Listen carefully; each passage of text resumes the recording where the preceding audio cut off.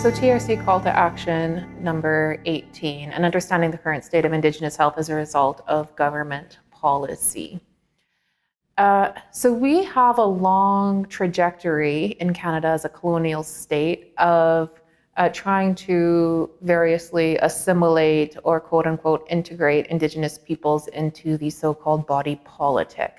And the TRC itself dealt with one of the most concrete and damaging examples of that, which is the Indian residential school system. So it was stated policy or the stated intent of the residential school system to kill the Indian in the child. And in fact, in 2008, when Harper made the federal apology for residential schools, he did reference that direct quote. And so the intention of the residential schools was to disconnect Indigenous people from their family and the community, because that is where culture and identity are held. And so it is more difficult to assimilate people if they are in connection still with their family and community, which obviously reinforce or uphold their identity. So deliberate disruption of family and community ties.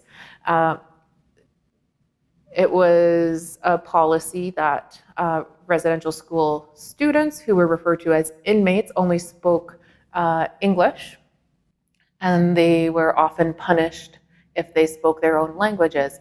And so that language disruption being another action focused on assimilation.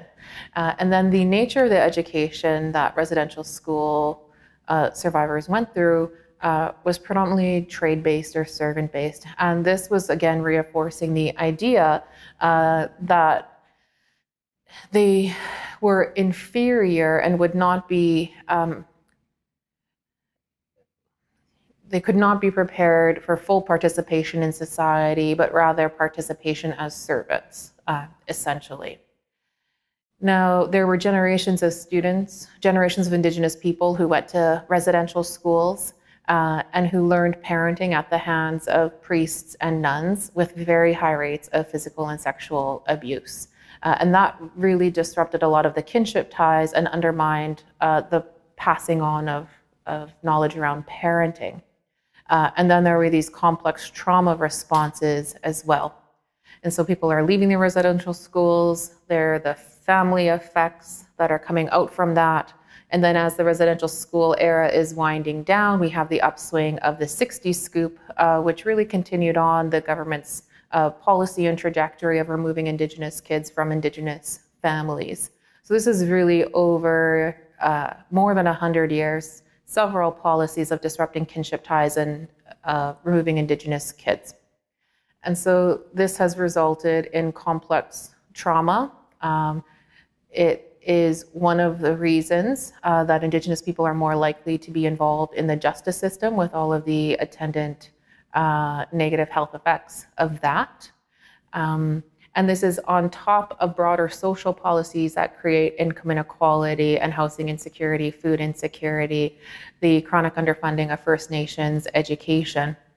And so all of these things are policies that are acting in the same direction to negatively impact Indigenous people's health. I mentioned the substance use, mentioned higher smoking rates, but there are even studies that are coming out now that show how the chronic malnutrition in residential schools is linked to higher rates of diseases like type 2 diabetes, hypertension, hyperlipidemia, and then those increase the risk for things like heart disease and stroke. So that is importantly how we have to understand Indigenous health so that our interventions can target the right root causes. And so the things that we can start to do to change this are to ensure that, because these are structural mechanisms that create Indigenous health gaps, their policies, their legislation, that we are working on structural solutions. So have we actually fixed funding so that equitable funding for First Nations education is in place? And considering the long time of inequitable funding and of actual harmful education through residential schools, does that actually mean relatively more funding for First Nations education compared to the general population or to provincial schools? within provinces and within provincial school systems have we looked at where Indigenous students are going, which tend to be clustered in low-income neighborhoods, and looked at the funding formulas for those schools to ensure that they have access to the highest quality of education also. What type of social and public housing policies are in place to ensure that Indigenous kids are growing up in safe spaces? What type of recreational opportunities are in place? How is Indigenous leadership over culture-based healing programs core funded as part of a system that supports health and well-being for Indigenous peoples? I think those are all the types of action that we need to do differently to change the policy and legislative environment that creates the opportunity where there's either equitable opportunity to be healthy or inequitable opportunity.